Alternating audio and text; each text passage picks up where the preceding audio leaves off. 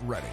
It's time for the Me and Jesse podcast with Mark Pavlich and Jesse Martineau.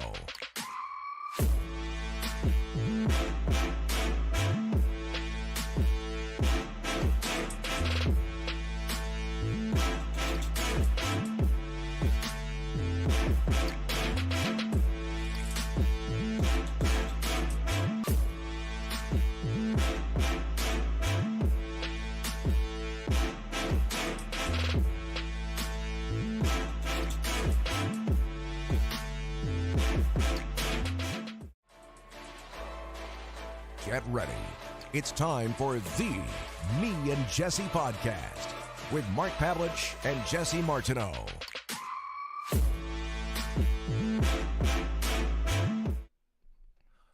Welcome back, everybody, to the Me and Jesse podcast. My name is Mark Pavlich, and in the Grove, the big, sexy Jesse Martineau, and our special guest today. Our special guest, everybody, from McDowell, Floyd County, Kentucky. Wow. You know, the one and only Kenny Rice. Mark, it's been too long. You actually went back to my place of birth. Yes. Wow. Yeah. years ago. I didn't even know you knew where that is. I'd forgotten about it. It was so long I forgot about it. But it's good Jesse, it's good to be with you, and it's good to see my friend Mark again. We had some great times not that long ago. You know. Yeah, no, it wasn't that long ago. But, you know, I was always, when I wanted to have you on the show, but I had to figure out, like, you know, we got guys from the NFL, NHL, all these guys.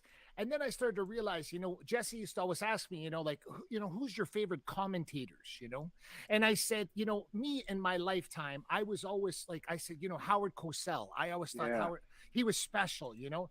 And then and then right after Howard Cosell, I would say, there's this guy named Kenny Rice. You know, he's and people used to say, because you're in Kentucky, but you've done a lot of big things, but it's true, right, Jesse? Yeah. So, and I'm going to tell this story for the first time ever on the show today, because it needs to be said, about how I got in fights with Andrew Simon, who I love very much, but I used to get in fights with him about you and the dichotomy of what I thought who was the best and what they thought and this kind of thing. And I still think that to this day.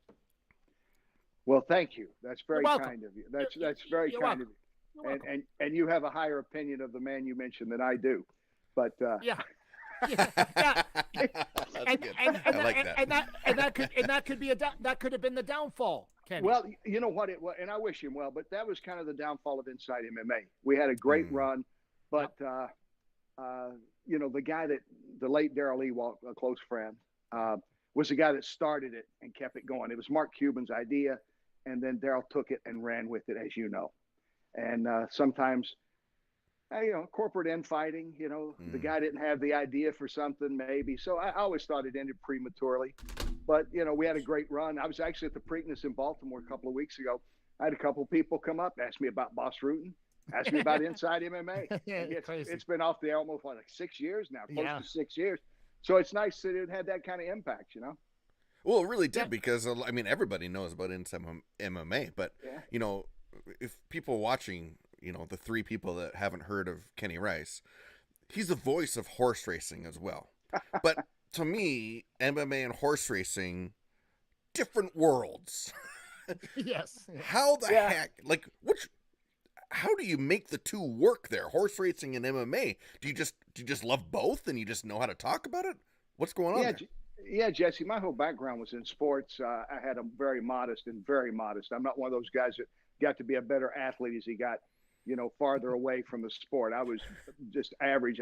Played a little bit in some intramural in college, a little bit after high school, and played in the men's basketball league in Lexington, which is home area for me for several years now. But, and, you know, in Kentucky, Mark, you have to play basketball. So, you know, it's a rule. That's you know, right. You got to play hockey in Canada. You got to play basketball in Kentucky. That's true. That's for sure. We'll hit all the stereotypes. But, you know, I grew up watching football, baseball, basketball, and boxing with my father. And, you know, that was the world I grew up in. So I always enjoyed all sports. I love to watch The Wide World of Sports. Yes. Remember that on ABC with Jim McKay? That. Because they would go to these things, you know, I'd see lumberjacks and I'd see, you know, I'd see demolition derbies and all these eclectic sports. And I thought, I enjoy that. And really, cut to the chase quickly, the reason I got the Inside MMA gig was I was working for HDNet already. I was doing basketball and football and some boxing. And then Mark came up with the idea, which is a great idea, that about that time, we weren't getting a lot of traction. People thought if it was a sport, it was on ESPN. So HDNet, as it was at that time, did not get a lot of attention. So he decided to come up with this idea because young people could afford high definition sets that couldn't when he started the network, like in 2000, but by about 2006 and 7, the price was coming down like everything else does in electronics. And so he said, there's the young people like this MMA. And I know you dabbled in it a bit because actually Boss Rutan and I had called some fights in the International Fight League for Fox. Right. Wow. And that's when I first met Box in 2006. I got that because of two guys I'd worked with at NBC doing horse racing. See, it's all weird how it comes together. They called me up out of the blue. It was in 2006. I was covering the Kentucky Derby. And they said, hey, can you come to Vegas this weekend and recall because he's already held this International Fight League. And I said, well, when do you need me? They said, no, this weekend. I said, I got something coming up this weekend. It's called the Kentucky Derby.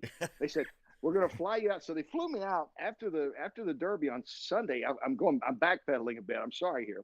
But am I on a time constraint, Mark? You are not. You're good. You are not. No, okay. No. So anyway, so they called and said, we want you to come. And the money was pretty good. So I said, okay, I'll go. So I was tired. I'd gone to my friend Gary Stevens, the great jockey, because usually there's a big boxing match the night of the Derby.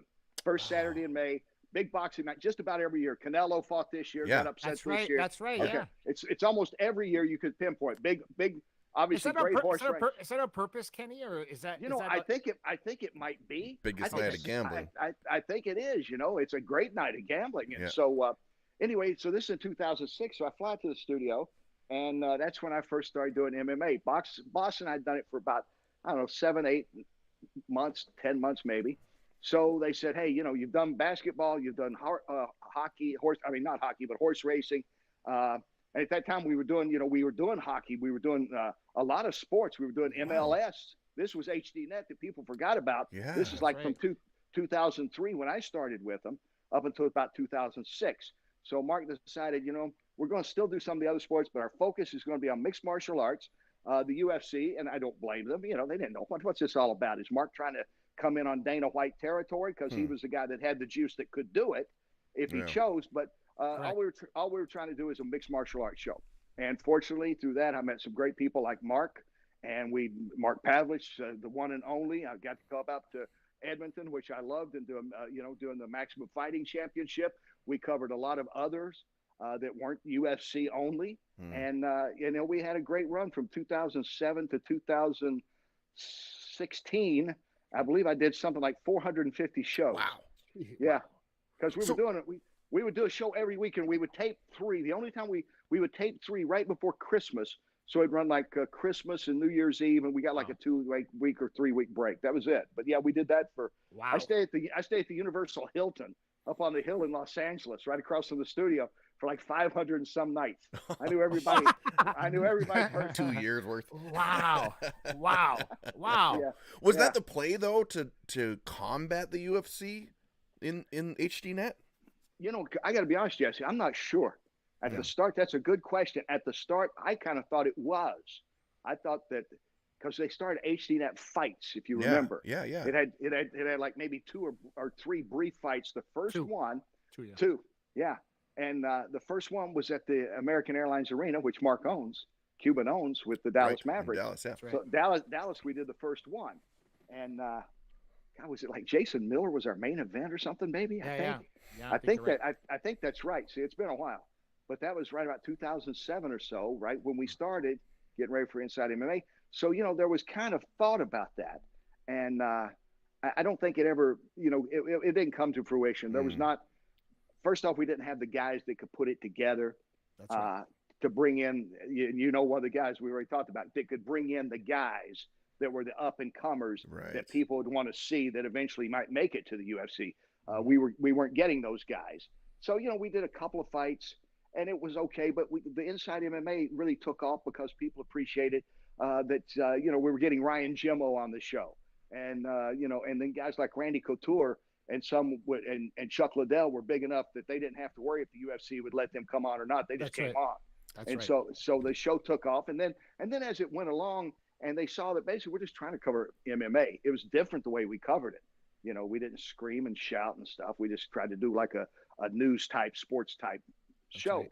And I think Dana eventually appreciated it, and he came on the show a 3 times, and we worked out. We had a pretty good run. You know how it is, guys. You get over 400 shows. It's a pretty good run. So yeah, that is a really good run.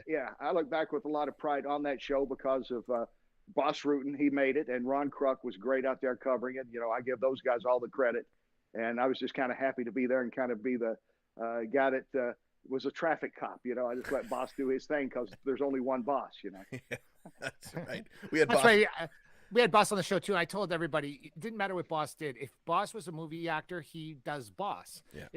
If Boss is calling MMA, he's Boss. If he does kickboxing, he's Boss. Yeah. If you wanted him to call hockey, he would have to be Boss. If he tried to be anything else, if he tried to be anything different, it would be a disaster. Yeah, it would be. Yeah. So Boss, and when Boss came on our show, he was Boss, right? Yeah. Like you know what you get when you get him.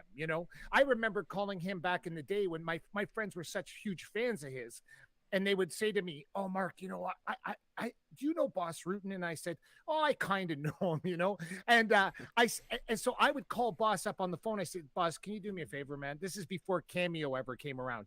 I said, "Boss, can you do a happy birthday for my friend?" So Boss would literally do a whole video of him singing happy birthday in 3 different languages, and then he would send it to my friends, these random people. He had no clue who they were, and my friends to this day still have the video of Boss Rutan singing happy birthday to them in English and in Dutch and in and it's crazy, but you know what? That's what's funny. People didn't understand. That's how they really were. You know what I'm saying? Yeah. And that's and there is a surprise why he's successful. And I used to tell people about that too as well. When I did Inside MMA 2 or 3 times as well. Yeah. But I said, you guys always treated me. You didn't treat me like the biggest show in Canada. You guys treated me like I was the biggest show. So I told people that. I said, I don't care. I don't miss MMA. MMA misses me, Kenny. You know what I'm saying? I agree. Let's be straight about this, right? I agree. Who's kicking sand at Dana White anymore? Nobody. Me, it was different. When I was in it, I like Dana, but I had fun kicking sand at him for 16 years. And he knew that I was the only guy on the planet that wasn't going to go, "Oh, can I get a picture with you?" Or can I, that's never going to happen. You know what I'm saying? I think he wanted to take a picture with me one time. I said, no. You know what I mean? Because I wanted to be that defiant with him. But the point I was trying to make is that you guys always made me feel like I was here. And that was something that people didn't understand. I used to laugh all the time because when I would come on the show and I would see Boss there and I would see you guys preparing, and then I'd look in the dressing room, and every time I was there was always guests better than the last time. You guys were always getting better guests and better guests and better guests. And that's what I knew you guys had something special. Yeah, well, thank you. And I think that, it caught on that the people wanted to come on our show. And, that's when you get to that level where people are asking, can I come on the show? At first, we had some producers that didn't know a lot about the sport. I'm not claiming I did, okay? I crammed, but which I do for every sport. Even sports I'm very familiar with, I don't ever take it for granted. If I'm doing a horse race or a basketball game, I don't say, well, I've done like 1,000 horse races and basketball games. I'll just look over the notes in a minute. Yeah, don't. You just, you just can't be that way and have any longevity in this business, or the fight game, or being a carpenter or a plumber, any lawyer, anything you do for a living. You got to keep working at it. That's what I always admired about Boss Rutan. He never showed up unprepared. No matter what we ever did, he would be so thorough, sometimes to the point where I go, man, that's almost too much. But he was so good that way. But that's what, and I think we did get to the point where also I think we gained respect from a lot of people in the UFC because we didn't suck up to them. We weren't there. Yeah. And you know what? Everybody, if I give you a compliment, and I really mean it. If I keep telling you how much I like, you're the best and you're the greatest, then after a while you go, yeah, I want to kiss up, But we never did that. And so, as I said, I would never say anything on the air that I wouldn't say to the person face to face. Yeah. Wow. And that was always my theory, and that's the way I do everything, and especially that show, because when we first started, guys didn't understand it. We had like time constraints. I had to cut guys off sometimes to go to commercials because that's live TV. Yeah. Yeah. We didn't have the luxury of saying, doing like a podcast that some were doing at that time where we could just go till we ended. And they'd say, hey, you cut me off. I go, hey, look, as I told you coming in, we got a time constraint, and I'll let you get your point across, and we'll pick it back up when we come back commercial. And after a while, everybody kind of got it. This is live TV, and it was fun. It was exciting. Kenny, if you could call one sport, and they said the genie came down and said, Kenny, you can have only one gig in the entire world, whether it be NFL Monday Night Football, whether it be whatever the sport may be, if you could have one. And you could pick only one, what would it be? And we can't go back to the Maximum Fighting Championship with cannot. you and Edmonton. Okay. Okay. Just thought I'd throw it out there. That's it. Yeah, basketball, that's my favorite sport. Really? Oh, cool. Okay. Wow. And I haven't really covered that much lately. You get into horse racing. I've covered a lot of horse racing. I did boxing. NBC had a boxing series for about 6 years. I worked with some guys that are greats in the business, Al Michaels and Marv Albert, Sugar Ray Leonard. I was very blessed to work with these guys. I wasn't the top dog. I was down on the list, but I worked with these guys. And I'm working with Mike Tirico now, like I used to work with Bob Costas. I've been very blessed. Awesome. And I love to work with these guys because, I always liken myself as a pretty good character actor that gets to work with the big star, and it kind of makes you better too, kind of feed off that a little bit. And that's kind of really the way I was with Boss. I mean, we would go somewhere, and I knew when we walked into the arena, everybody knew Boss. A few people knew me from Inside MMA, but everybody knew Boss. And that was quite all right with me because I've gone out with some of these famous guys, and I'm amazed at how good they handle things because people want to touch them and shake their hand, and they're trying to eat dinner. and I'm kind of, I say that maybe if I'd been that good, maybe I'd have loved that. But, I'm good with my role. 23 years with NBC now. Yeah, I mean, thank God, it's a pretty good run. So I got really good. I got zero complaints, and I've got to do several sports. I did curling. Really? In the Olympics this past year. So now I've done 5 Olympics. Yeah. And who knew, Mark? Did you ever think I'd call curling? And I had the best time calling it. And Kevin Martin, who's this legend in hockey. We know Kevin Martin. See, I know my curling, don't I? How about that? Because there's so much curling. There was 3 teams of announcers. Now, he was on the main team. They'd done it in the past. I worked with Tyler George, who was on the U.S. team that won gold in 2018. And it was his first Olympic as a broadcaster. And it was a lot of fun. And you know what I did? I watched a lot of curling and read a lot and studied a lot and jumped in. And the first match I saw in its entirety, I called. Wow. First one I saw all the way through, I called. Wow. That's cool. Like that's the one thing too. Like that is the professionalism, though, isn't it? Yeah. Because there is a talent that you have to be able to portray what you're seeing to the audience. Yeah, I mean it is, Jesse. It's all it's always reporting. If you're doing the play-by-play, if you're being the ring announcer, sideline reporter, roving around like I do, interviewing trainers before horse races or whatever, it's all about getting information and relaying the story and trying to do it in a way where people will appreciate it, understand it, and get it in there quickly. You don't have to speed through it, but nobody wants to hear me talk for 4 or 5 minutes about it. You get right to it. Now, to me, it's always about learning the basics. And even if I'm doing a basketball game or a football game, something I'm familiar with, grew up with, the star of the show is always going to be the analyst, somebody that actually played it. Nobody cares about me playing in the men's basketball league at the YMCA in Lexington. Even though I have a trophy, I should have brought it out. We won the league several years ago. But they want to hear from the guy that actually was a coach or the player at a big time level. And so what I did was learn to, painted a pretty broad brush. Learned about the weight of the stone and how long it was, and the let's see. Hope I get this right. The 12 8s and 4s into the button coming out. Okay. And so I got that. So I got the basic painting of the picture. Yeah. And obviously the expert, the man with the gold medal, is going to fill in all the key blanks, and I stay out of the way. And that's what I try to do, with everything I've called that way is to me, a good play-by-play guy makes the analyst shine and stay out of their way if they can. Yeah. A lot of people might think it's the other way around. Well, I've worked. I won't mention names, but I've listened to some sporting events where I really think that the guy calling the action was at least was alleged to be the star. And here's the way I see it. Now you, the guy that's actually done it, what do you think? Well, hold on a minute. Let me tell you some more about how. Don't you know who I think I am? You know. Yeah. So basketball, would you like college or NBA? Like which one there? You know, I like college better. I like college. Oh wow. I like the college game. You know, I like the uncertainty of it. Yes. Just like the St. Peter's team that made that crazy run in the NCAA tournament. North Carolina, they looked awful in December. They looked like they were that close to winning it. Obviously made it to the final game. Yeah, you know, in the stories, I think there's more passion like that. The NBA is a much more business, and it is a business. You know, it is. I'm afraid the college game's getting to be a little too much of a business with the name, image, likeness. I'm not a big fan of. You know, they say now the NCAA got involved. So you think there's going to be a problem recruiting?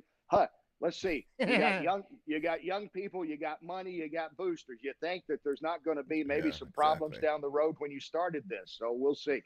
Wow. Yeah. I've always said that about college football too. Like I love the NFL, but college, there's something about that collegiate level. And we just don't have that in Canada. We don't have that. But every place and every city, every town in the States has a college football team, and it's a part of the culture. And when it's the big, the big time colleges and we get to see them on TV, the game is just, there's so much more passion, it seems like.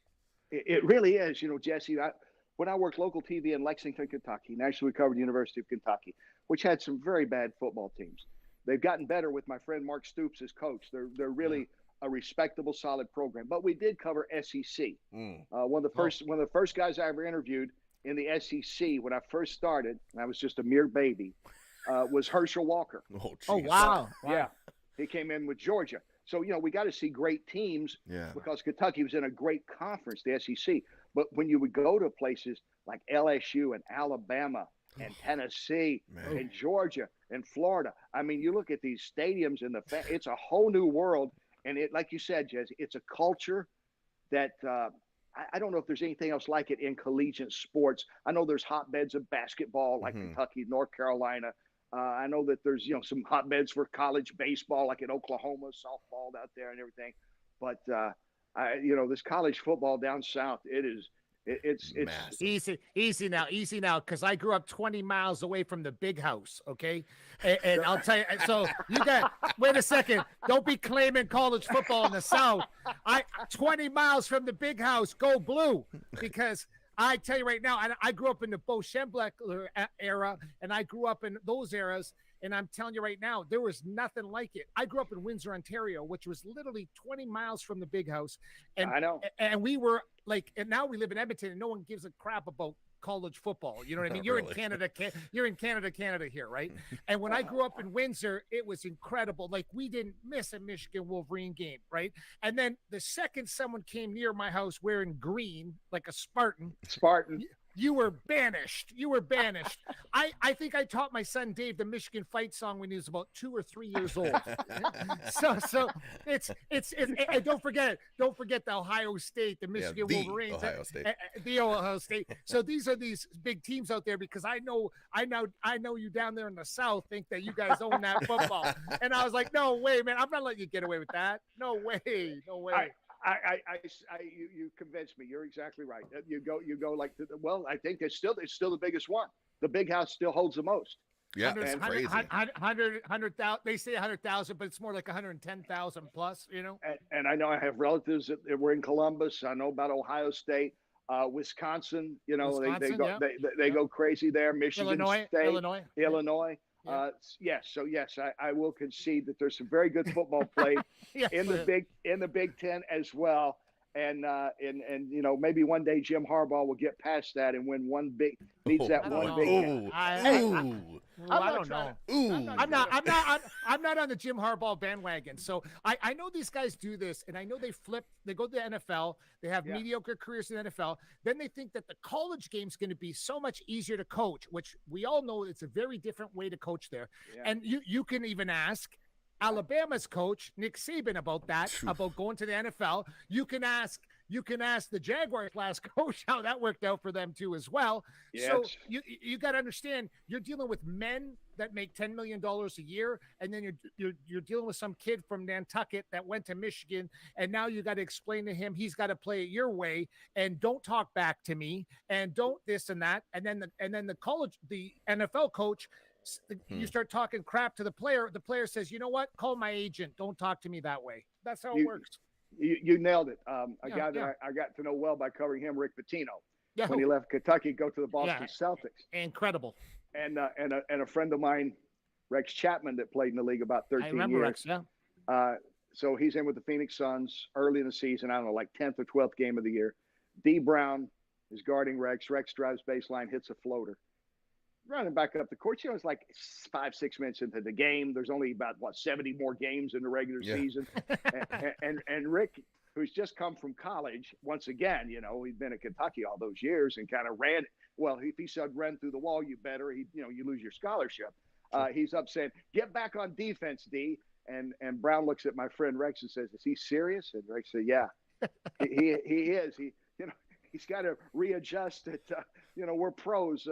We're going to play. We're not going to be going at. We're going to be diving for loose balls 4 or 5 minutes into the first game of the correct start of a road trip or something. Yeah, and that's just the way. Like Mark, you nailed it. I mean, it's a different world when the player makes more than the coach. Yes. Then we know who actually runs the show, and you got to be as much of a psychologist. That's right. And a family counselor or whatever, as much as an X and O guys, I think, to succeed in the pros. Because look at how many really great college coaches, football and basketball, bombed in the pros. Yeah. Because you can't talk like Nick Saban. I love Nick Saban. I love everything he's ever done in Alabama. But you can't even imagine what it would be like if you said, "Here, Nick Saban, here's the Pittsburgh Steelers." And Nick Saban walks in there, and you know what? I honestly think that his whole economy as a coach, he did go for a brief time, right? Yeah. But if you sent him there today, it would even be worse because he can't talk to those guys like he talks to college football players. Well, there's not really a consequence. You're not going to bench. That's right. A guy that's in your starting five. That's right. But, with the threat of losing a scholarship or whatever, which, could and does happen. Looms over your head. Yeah. And you still want to make the big show. You still want to prove to be the guy that can make it. So you have to kind of have an attitude that's decent at the very least, so that a pro team looks at you and says, well, this guy might not be a problem if we get him. Right. So there's a lot of those things, and that I think that translates into the college game a lot more, where to me it seems like they play harder. Yes, it might not be as clean. Yes, they might miss some plays. Yes, there's some goofy plays out there too, but I don't know. It just seems like there's more. There's more intensity. There's more, like we said, passion. But it seems like they try harder. I think that the programs, like the two we saw in the finals, that had veteran teams this year in college basketball. Let's go back to that. Yeah. And even we'll go to even like Georgia, Alabama in the championship football. There's tradition there, and there's some veteran players. Yeah, they had younger players, but like Kansas and North Carolina, great traditions there. Now, my own school, the University of Kentucky, they've given a lot of this one and done over the years, and there's not quite that glue that used to be there, that pride, because now it's almost like the bed and breakfast for the NBA. I'm going to come in. I'm going to give you about 7 months of my life. Wow. Because I can become a number one draft. I can be in the top, 20 guys drafted, or maybe a lottery pick, and I'll be an instant millionaire. I'll make more money than all my teachers combined in 1 year. You root for the kids. Good for them doing that. But in the long run, with the program, you lose that. I think that camaraderie and cohesiveness that you have with programs that we've seen in recent years, like Villanova, that won 2 championships with veteran players. Yeah. North Carolina a few years back with Roy Williams. Obviously, Bill Self this year with Kansas. I think you need those guys. But you know how it is, Mark. Like how many guys do you have at the MFC come and tell you, hey, I'll win a championship here. Sure. I'm going to be like your best fighter. And then I'm going to talk to Dana, and I'm going to work this out. And I saw so much of that in the MMA too. Organizations that were like not even a blip, nothing even close to what Mr. Pavlich was doing. You know what I did though, Kenny? I put that in. I did when you were talking about that. I had a flashback because what I did was I put a clause in everybody's contract that said, no matter what happens, if the UFC calls, when you're the champ of the MFC, you just can't go to. I'm not letting you go to the UFC. Yeah. So what would happen was the agent would call me and say, Mark, we just got an offer from the UFC. I'm like, that's fantastic. Congratulations. Send me a check for $10,000. Okay. Exactly. Because I'm in the business. I just spent a fortune building this guy up over the years, right? No, listen, when Antonio McKee, the most hated person on the planet to ever go to the UFC, Dana White said 100 times, he's never coming to the UFC. What did Antonio McKee do? He signed with the MFC. What happened? I said, Antonio, don't worry. You'll be in the UFC when I'm done with you. Sure as shit. He went to the UFC. Dana White said, never Jimmo. Oh my God, Jimmo's the most boring fighter in the world. He's never coming to the UFC. Guess what? Sam Alvey, same thing. Dana White said that whole season, not one guy made it to the UFC. They canceled the final finale because he said it was horrible.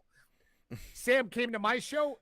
Now he's got the most fights in the history of the UFC, probably he's fighting right again, now. Isn't he? Close to it. It's crazy. Yeah. I think he had a fight this afternoon. Every time I look around, he's having a fight. Me too. So what I'm trying to say is that's the game. You know, like I wanted to protect myself. It's okay that I wasn't going to be the UFC, but I wasn't going to let anybody treat me like I wasn't the UFC. Because there is a business aspect in that. Absolutely. Definitely. And you know what? I think there was a lot of respect for you with Dana and the UFC because of that. Because it goes. He would tell them, Kenny. He would say, Joe Silva at the time would say, "You better get a release from Mark. I don't care how you get a release from him, but we're not gonna step on his feet. He has a proper contract with you. You signed it. You're under contract for another X amount of fights." Right. And there was literally, I would have agents sending me check.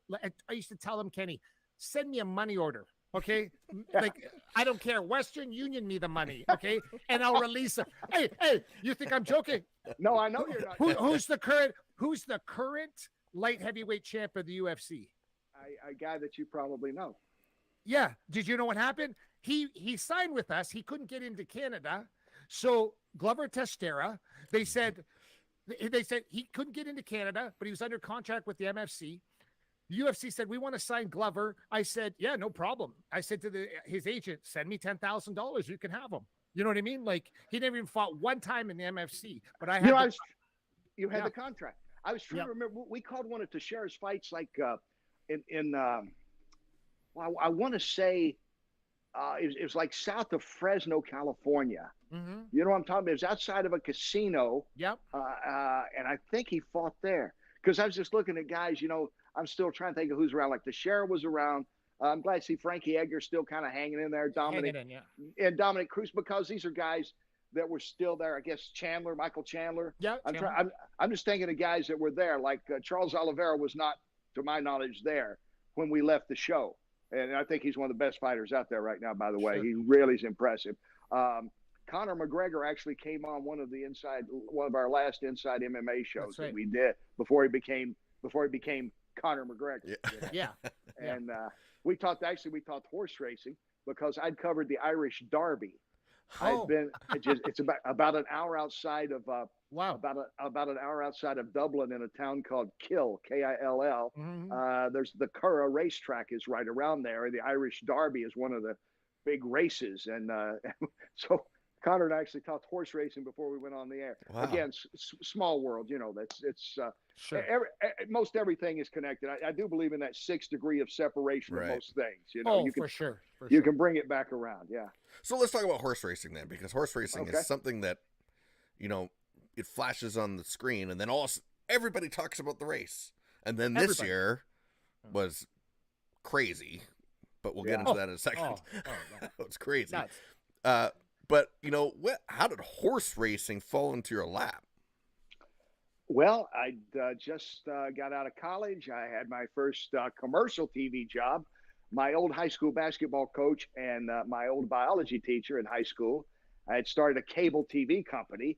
I'd call some basketball games for them. Wow. We had slapped together some stuff on a VHS. There was a job opening at the ABC in Lexington, and I just got out of college, and we sent it to them. And they brought me in for an audition, and thank God I got the job. And so we're covering University of Kentucky sports, a no-brainer, right? I mean, okay. Yeah. But hey, I'm in Edmonton. You think I'll cover the Oilers? Gee, I don't know. Exactly. Exactly. It's just common sense. So, but a good friend of mine, a longtime NBC, one of their top guys, Tom Hammond, was working at the NBC station, had been working there. He had left. He had started on his network career. So there was and he covered a lot of horse racing. There was a void in covering horse racing. So I'm going to cover Kentucky sports like everybody else. But, I had to get a little niche myself. I had to get something in there. Sure. Mm-hmm. Otherwise, we're all doing the same thing. Who cares? Yeah. So I started covering horse racing. And I didn't know anything about horse racing. There's some that argue now that I still don't, 40 years later. But I didn't know anything about it. But I met a guy named D. Wayne Lucas. Oh, wow. One of the all-time greats. I met him very early in my career. And it was early in his career as a thoroughbred trainer. He was coming from the quarter horse, and you've been probably around thoroughbreds or heard enough about it. It's kind of an elite group. They just don't let you come right into their life. That's you got to true. prove Yeah. yourself. Yeah.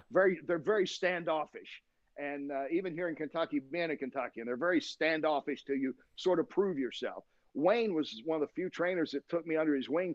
We talked basketball. He'd say that little horse is more like my point guard.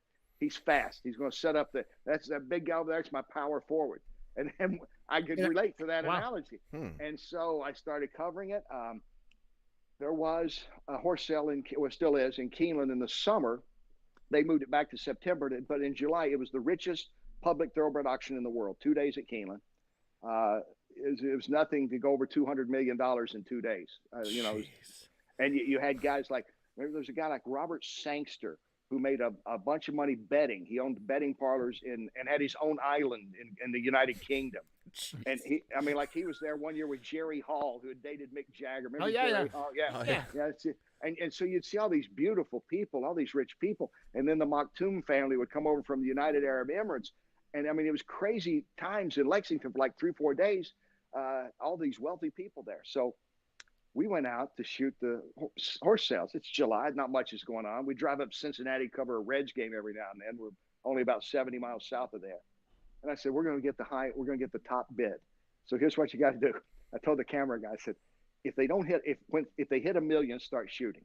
If they don't get to 1 million, don't even turn the camera on. And then once they get to 1 million, start shooting. And we'll mark it because I had limited funds. We were a small station back then. So I said, we're not going to burn up. So as it worked out, we were the only station there that got a horse that sold for $4.25 million, which was a world record at that time.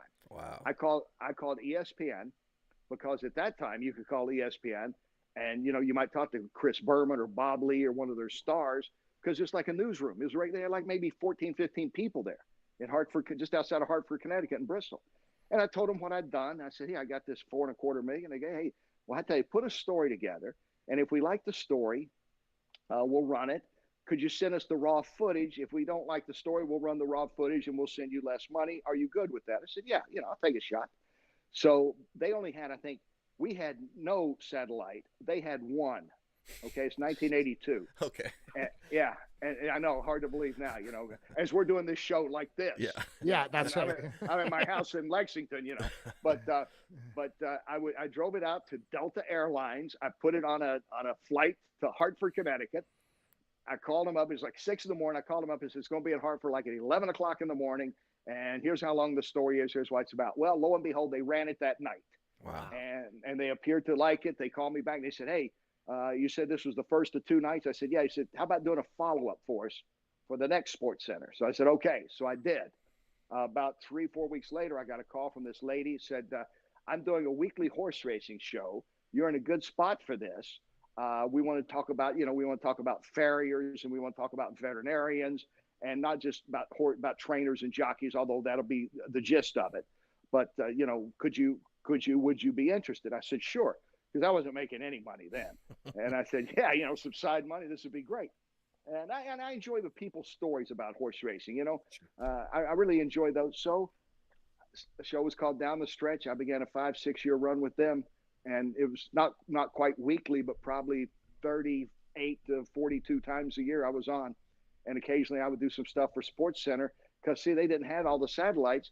So if somebody like Shaquille O'Neal was playing for LSU and he came into Lexington, they'd say, hey, can you do a Shaquille O'Neal story for us? And I would do that. I was a stringer. I was one of maybe a handful of national stringers they have. I don't know. I don't think anybody's left out of the group. And this is my ESPN life in the 80s. And, I got into horse racing, and, people started calling me, and eventually NBC called me because, as you know, it's not like a lot of people are doing horse racing back then. It's opened up a lot more now with like TVG and there's 24-hour horse racing channel and things. So but back then there wasn't that. And so, that's my long story about my horse racing life. How's that? What do you deem to be the best 3 horses of all time? That I personally, how about the ones I've seen race? Sure. You want to do that? Yeah. We've seen race, but because see, I would say Secretariat. I saw him on TV, but I didn't see him in the flesh. I later saw him on the farm, on Claiborne Farm. I did some stories in Paris, Kentucky. So I saw Big Red several times. He was like in person. In person. Oh yeah. I've actually. Did you touch him? Did you touch him? I petted him. I said, hey, how you doing there, big guy? I'll tell you, these horses, the really special ones, because they're usually photographed, video or still shots very early on in their career. They get used to it. They know they're special. Yeah. And a horse like Secretariat had his own personality because he knew he was the star. And I'm telling you, and he knows it. Now, not everybody, not every horse is this smart, but he was something special. And I'm going to answer your question in just a second, Mark. I promise. I got it. But sure. So at that time, we were owned by the Disney company, by Roy Disney, Walt Disney's nephew, owned the station in Lexington called Shamrock Broadcasting. So they were bringing in some of their bosses and all that to Lexington for a little convention with our boss and all. And they said, could we go out and see a Secretariat? So the people, Seth Hancock and the people at Claiborne Farm were friends and very just wonderful people. And so I called them up. They said, sure. So they go out there. Mrs. Disney wouldn't have her picture taken with Secretariat. Of course. It's like it was around the fall of the year. So it was sweater time, give light sweater. So Secretariat runs off to the far end of the paddock. He's like 80, 100 feet away because he knows they want him. He just knew. Crazy. They got their cameras out. They got the little, little Polaroids and stuff on the tape. So he comes charging over and almost like sliding into third base. He slides with his heels and kicks dirt off toward everybody. And I remember he grabbed her sweater and started pulling it off to mess with her, with Mrs. Disney. Wow. Because he knew, like, what? I'm Secretariat. I am Secretariat. I'm the Mike Tyson of horse racing. Okay. Yeah. Really was. Yeah. I can do whatever I want. So I think he's the best ever. Now, actually seeing him on the track, American Pharoah is my favorite that won the 2015. Yeah. I think he's the best. The other one that I would say in there. No Seattle Slew? Well, see, I didn't see him in person. But you must have saw it on tape or something. I saw it on tape. Me too. When I was a kid, I saw it, and it was incredible. Yeah. So I'm just going to go with my in-person ones first. The ones that I physically got to pat or talk to their trainer right there. Okay. So I'm going with American Pharoah would be number 1. Number 2 would be Justify, the 2 Bob Baffert horses. Justify was a freak of nature. He only ran 6 times. Nobody could beat him. Never happened. I don't think it'll ever happen again. Breeding. There's so much more money to be made in breeding than there is to keep racing them. Big checks. So you prove that you're awesome and then just breed it. Yeah. And just go. And then I think my third, he did not win. He almost won it with Smarty Jones in 2004. He almost won the Triple Crown. Now, those are the 3 that I saw in person. What makes American Pharoah like what? I don't know much about horses. Well, what makes him stand out? Jesse, it's like if you don't know much about hockey, but you see Gretzky play, you go, hey, there's something about that guy. Okay. And it's like if you watch horses, there's an athleticism and emotion to them that you go, that's I don't know a lot about it, but look at if you watch the Preakness, 2015 Preakness, came a downpour seconds before the race started. Literally a downpour. Yeah, I'm getting about soaked. I run under shelter. The race starts, muddy as it could be. You look at the end of that race, that kind of sums it up. There's not a speck of dirt on him or his jockey. He went out to the lead. Everybody else is eating his mud. That's and right. He goes all the way around and wins. And, you look at that and go. And then you saw, okay, now the Belmont, He didn't have the Secretariat 31, but nobody had that. Nobody had that. That will never be accomplished again, the 31 length victory of Secretariat. But if you look at how he starts coming and he's rolling into the lead, and that is a long stretch there at Belmont, and it's a deep track. There's a lot of sand mixed in with it, and he just starts pulling away, and you can hear the crowd. And that was really one of the great moments that I've got to cover. Just the crowd swelling up, and a lot of those people that are really subdued and hey, can we, peel me another grape kind of guys. Yeah. They're jumping up and down and going crazy because they hadn't seen this since 1978. That's right. And at that stage, people wondered, would I ever see this again? So that would be my three. Mark, I will not skirt over this issue with you, my friend. I would go with Secretariat and Seattle Slew. Okay. And I'm trying to think of another horse that maybe not even be a Derby winner. Firm was awful good. Firm was pretty good too. Oh. It's hard to go when you win the Triple Crown because there's only been 13 of them. That's right. At 13 and 148 years, that kind of narrows it down. It sure does. About every other decade or so, somebody special is going to come along like that. So that would probably be right there. I don't miss since I'm a kid. I don't miss a horse race, and since you're at the Derby, I really don't miss. And I it's funny because my wife, I used to tell her she drives a horse, and she laughed at me because that's city folk talking. She said, driving a horse. Yeah, you don't drive a horse, Mark. You ride, but I saw her ride a horse one time, and I was in shock on the level of how she can ride a horse. Like it was, we were in Mexico, and she was racing the guy down the beach, and I was like, that's my girl. Like she loves horses. Yeah. And every time we have the race on, she just gets in front of the TV because she loves horses. And it's a different thing. It's just the whole culture of the Derby is different from the Belmont, from breeders to the whole thing. It's all different. Like I believe the Derby to be the Super Bowl. Okay. And it is. Okay. So absolutely. and that's undisputed. Like the who's who comes to the Masters. Exactly.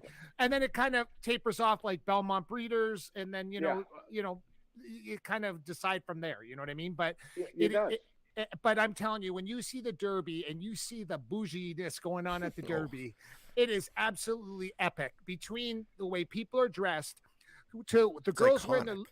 And the funny part I love about the Derby is when you see two big loader guys carrying this girl wearing a Louboutin shoes because she doesn't want to get mud on her shoes, and these two big guys are carrying her down the track after the race is over, but she figures she's going to wear Louboutin shoes in the mud at the Derby. It's so funny.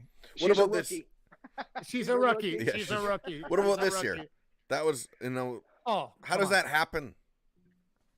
Jesse, if I watched that race again, I couldn't tell you how it happened. I was positioned on the third floor near Chad Brown, who had Zandon, and Steve Asmussen, who was a trainer of Epicenter. So I figure I'm a lock to get the winner, right? I mean, these are two best horses. And as the race keeps unfolding, I go, hey, who is it? Let me look, because it's so many, there's 150,000 people there, and there's a lot of noise around you. It's much easier to watch it on TV. You know that, Mark. It is. It is. Or Jesse, you be at a live sporting event. Sometimes you have to focus in and go like that to say, what are they saying? Oh, we lost. He just clicked himself out. What happened? He's wearing the buds, and what happened is he clicked the bud, and that clicked him out. That's how you click yourself out. Well, that is, I've always said, there he is. He's back. We got him back. Okay. See, we just said he clicked the thing. Don't ever let me handle technology. You know that, Mark. It's amazing I'm able to do it. But anyway, so I'm seeing this run, and here's a horse that had run, I think, third or fourth at a small racetrack in northern Kentucky his last time out. I mean, this really is. This is the ECHL player that is now the Stanley Cup MVP within the same month. Okay, not insane. Like he developed, and the jockey Sonny Leone had raced around Cleveland, but nobody knew much about him, and God bless him. I mean, it's glad but you looked at overhead shot, and that was one of the most beautifully run races I've ever seen. I mean, when you see him weaving through traffic, gets on the rail and shoots down through there. Unbelievable. If you watched it, you'd say this is one of the great horses that we've seen the last 2 decades based on that race. Now, but is that a one-time show? See, that's what I wonder. Yeah. I mean, they had to give him time off to get ready for the Belmont next week. Next week. They think he'll be better. They thought he'd be a better 1.5 mile horse to start with than the 1.25 mile Derby he won. So we'll see. Can I say he don't even come in the top 5? I won't argue on that. I think it's great for horse racing. What happened? I do. Me personally, I think it's great. It kind of adjusts everybody. It was like Trump being president for 4 years. It kind of adjusted shit. It got people kind of going like, wait a second, okay, stuff can happen, and it's the same thing with this with the horse, because you think everybody's sitting over there going, this is never going to happen. Well, we love the come behind story. We love it. We do. It's the only thing, I'm not sure how the rest of the field might be. He might be in the top 3. Because I don't know how strong that field's going to be. Yeah. But the whole point, the Derby, what makes the Derby so great and so frustrating in many ways is it is the Super Bowl. I mean, that's the one they'll always ask about. The late great trainer Charlie Whittingham won 2. He didn't win his first one. He's like 72, I think, in 1986 with Ferdinand. And he always told this story. He told it 100 times, not just to me. He'd say, I'm on a plane, and the guy says, what do you do? And he said, I'm a horse trainer. Well, Charlie had won pretty much everything on the West Coast and various other places. He was, considered one of the all-time greats. And they'd say, well, have you ever won the Kentucky Derby? And he'd say, no. He said, you're no horse trainer. That was always. Yeah. So I'm sitting there, and so now Sonny Leone, who was at best the ECHL player coming to the Stanley Cup Finals, has won as many horse races as many derbies as Pat Day, for example. Yeah. I mean, who knows? It's just that he had a moment. I hope for racing's sake and for their sake that he has another moment. I hope if they don't win, I hope they run well at the Belmont. But we have seen the frustrating part about the Derby is you only have to be good the first Saturday in May. And I can go back and Monarchos, Mind That Bird. Yep. Never won again. Giacomo. Another 50-1 shot. Never heard from him again. Even some Super Savers, some pretty good horses. Never heard from him again. In recent years like that. So just because you win the Derby doesn't mean you're going to be a great horse. You're going to be a horse that had that moment.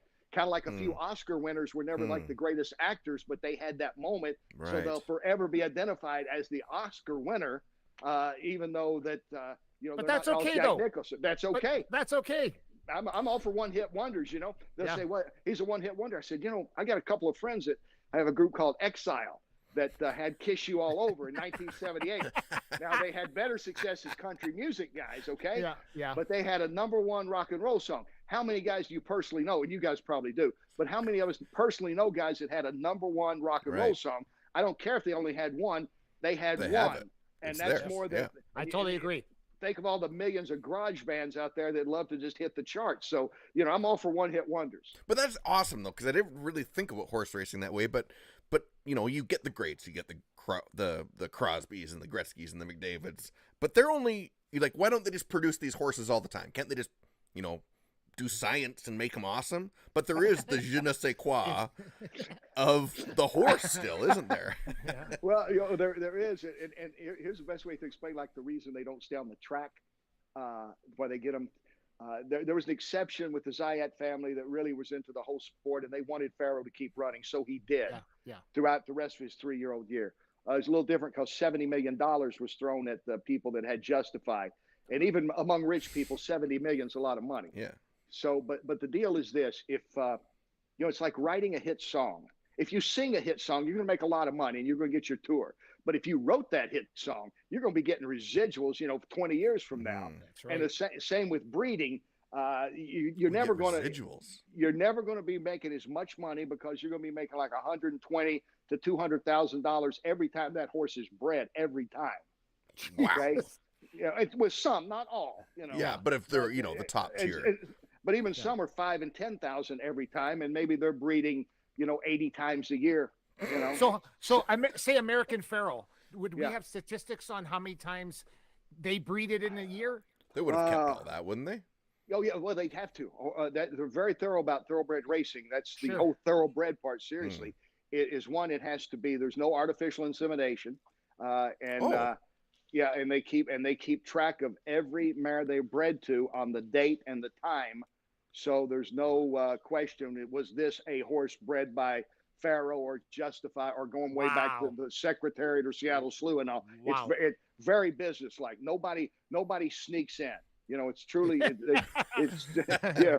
You know, you'll hear in the movie like, hey, like the Pope of Greenwich Village. Maybe wasn't that one of them where, hey, we got this horse that nobody knows he was actually this other horse or something. You don't get that. Yeah. But the real McCoy or nothing. The real McCoy or nothing. I would say probably a couple hundred times a year wouldn't be outrageous because after they breed here in the northern hemisphere, they go to the southern hemisphere. They'll go to Australia and breed for a few months and then come back.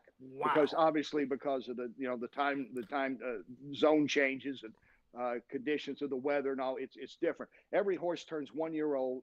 Every horse has a birthday on January 1st.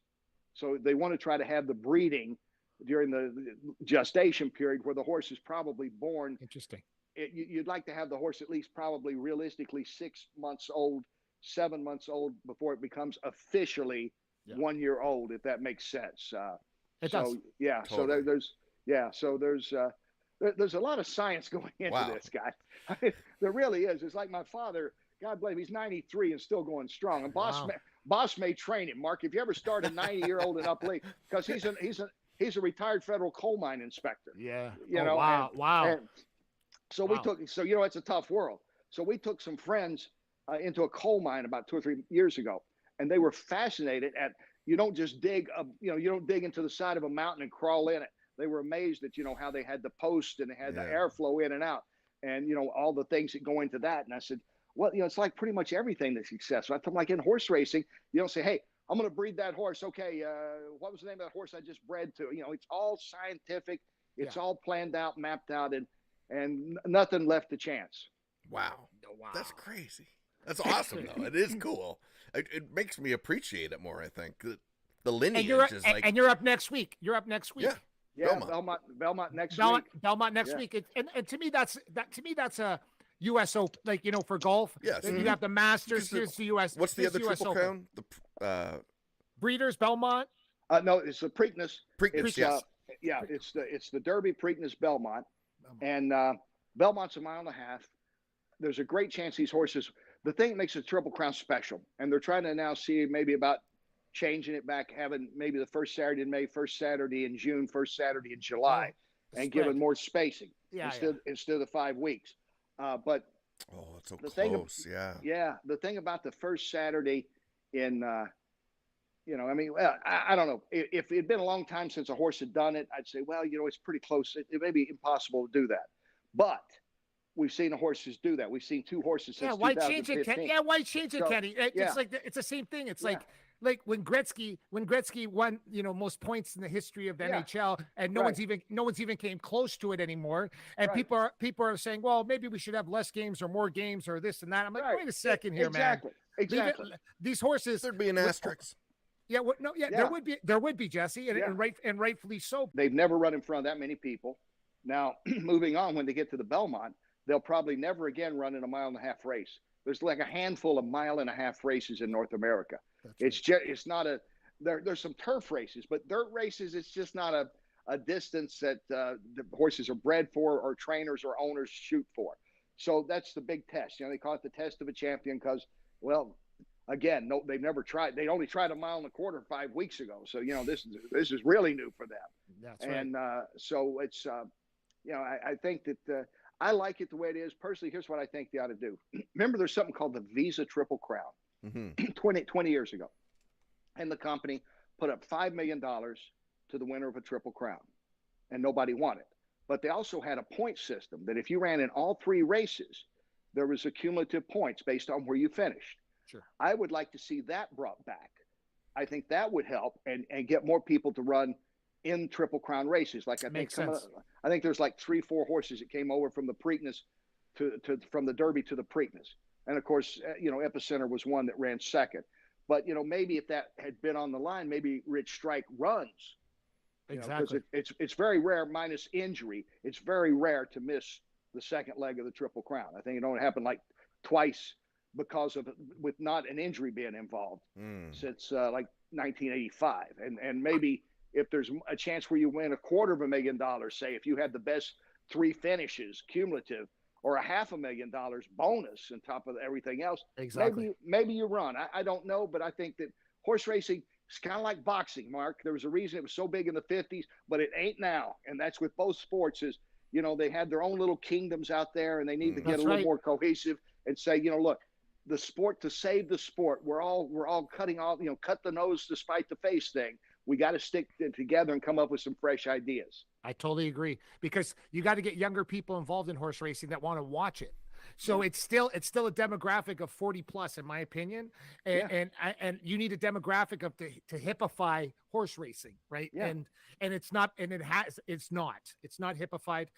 Same with the jockeys. The jockeys are funny to me. Okay. So all the jockeys are funny. They have funny characters. They're actually, I equivalent jockeys to highlight. You know, highlight, Kenny? The game of so I used to live in Daytona Beach. Right where the kennel is and the highlight. So I used to go to both with my wife, and we go for dinner and we watch highlight. But the characters of highlight are like jockeys. They came from the same regions. They're both from the same regions, but their characters are funny. Why aren't we seeing jockeys? Why aren't we knowing jockeys like we know race car drivers now in F1? We don't know any jockeys. They go with this horse, they go with that horse, but we don't know them. And F1 did it best. Mm-hmm. They did a documentary, a series on them, starting to show us who all the drivers were. All of a sudden, Jesse's with Red Bull. I'm with Mercedes. I like Hamilton. He likes, this guy and this guy. Yeah.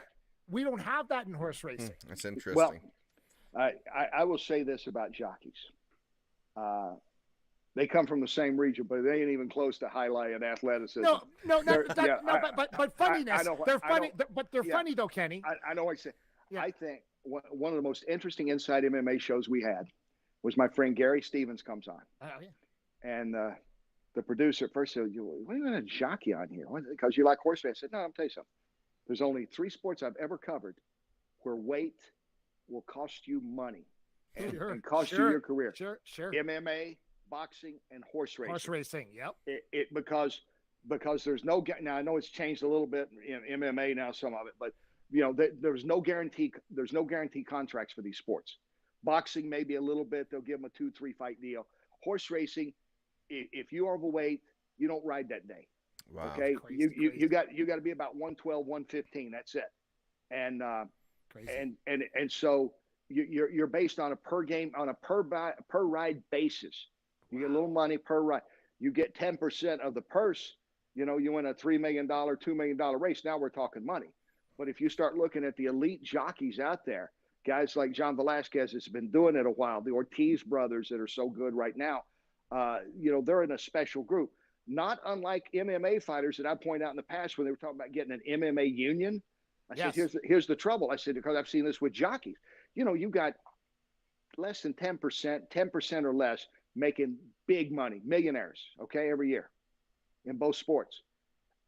I'm sure they have some empathy for these guys, but are you going to worry about the guy fighting a low-level MMA fighting job? Are you going to worry about a guy riding in small racetracks in Louisiana or Oklahoma? And you're not. You may root for them. I hope they do well. I have nothing against them. And that's the thing. But you're exactly right. I think it should be where people like to. Same with trainers. I'm rooting for Todd Pletcher today. I'm rooting for Brad Cox today. I'm rooting for Chad Brown. Yeah. These are all young, talented guys. Bob Baffer will be back in the mix. Maybe the greatest of all time. D. Wayne Lucas got a lot of power, rooting power out there this year, coming back with the Philly and trying to beat the boys. At 86 years old. And these are the stories that we try to tell on NBC as much as we can, because our audience, 18 million people watch the Derby, and not 18 million people watch horse racing. But the Derby is a spectacle. It's like I watched the end of the Indy 500 the other day. I'm not a big car guy. Yeah. I respect it. I'm honestly amazed at the concentration level. I take like a 4-hour road trip. I'm getting a little tired and when I have to pull over after like 2.5 hours. Little focus. I got to stay focused. Nothing else. You got to pee, get something to drink. These guys just keep going. I'm going, wow, that's really amazing. So I really respect it. I don't watch it all the time, but I watch that.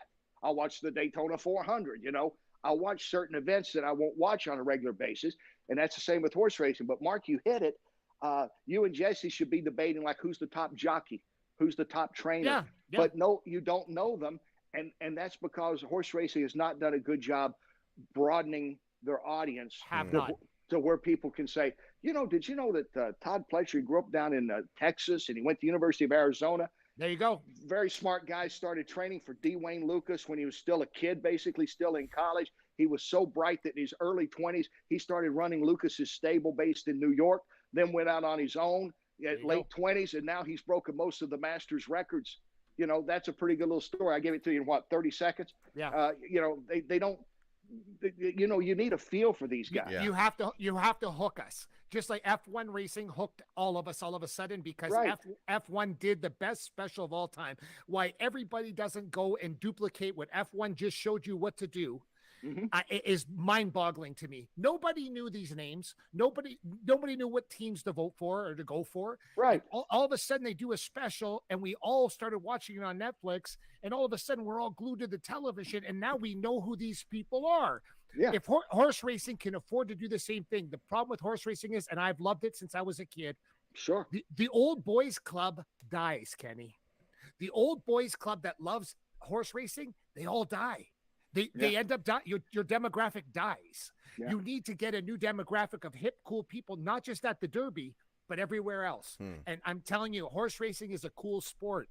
And I'm telling you, you got to show the horses and you got to show the jockeys and their personalities so I can know who I'm going to vote for or root for, whether it be the horse or whether it be the jockey. Let me decide. Yeah.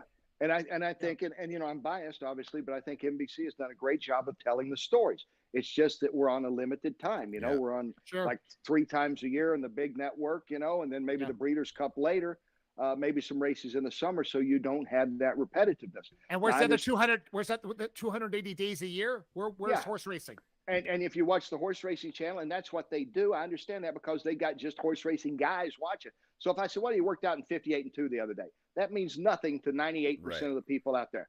If you're in horse racing, okay, I get that. I get that's what it means.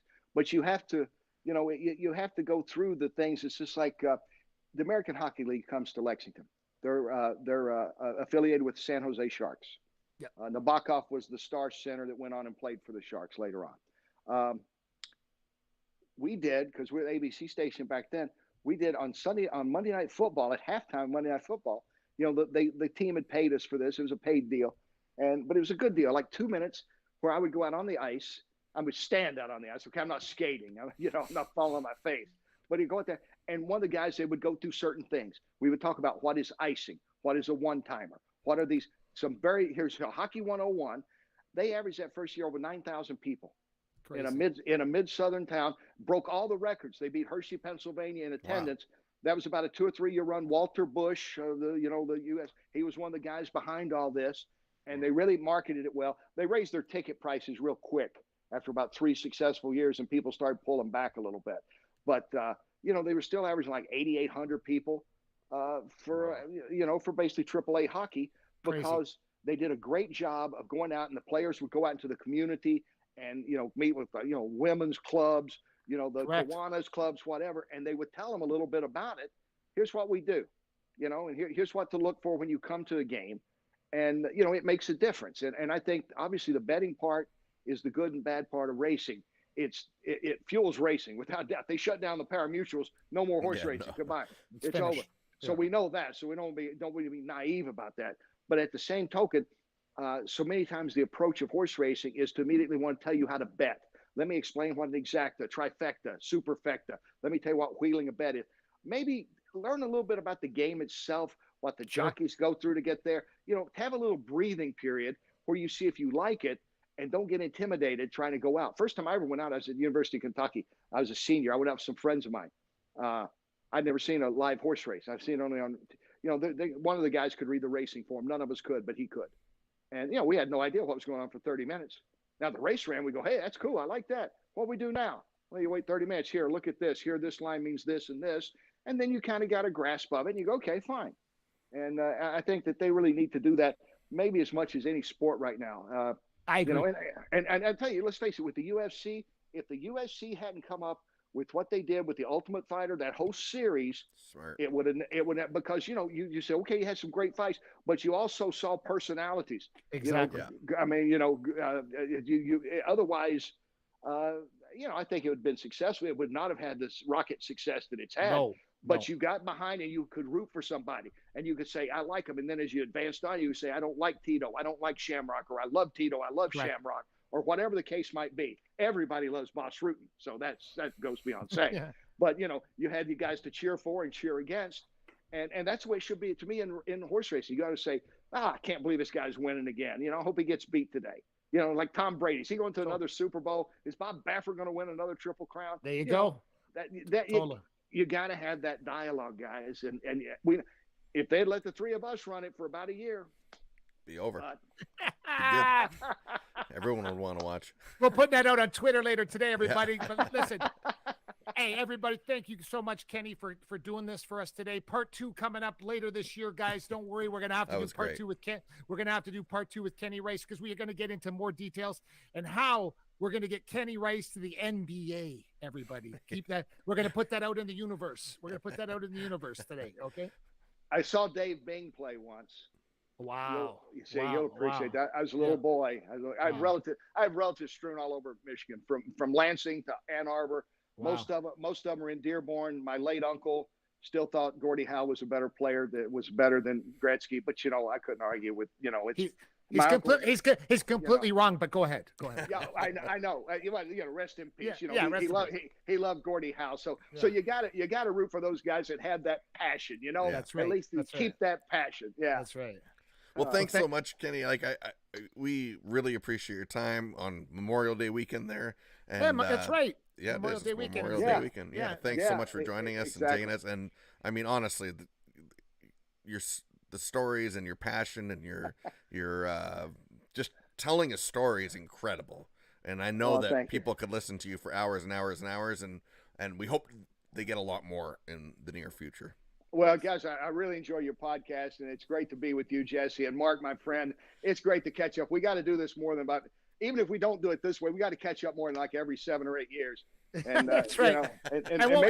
We'll be watching the Belmont this weekend. So all right, pal. Thank you, guys. Thanks so much for joining us. Thanks, Kenny. Have a good night. Thank you. Thanks, buddy. Thank you. Thank you.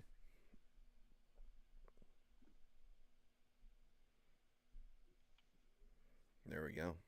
Kenny Rice, everybody. Wow. Yeah, fantastic. Like I said, when you get guys like Kenny on the show could be 2 hours long.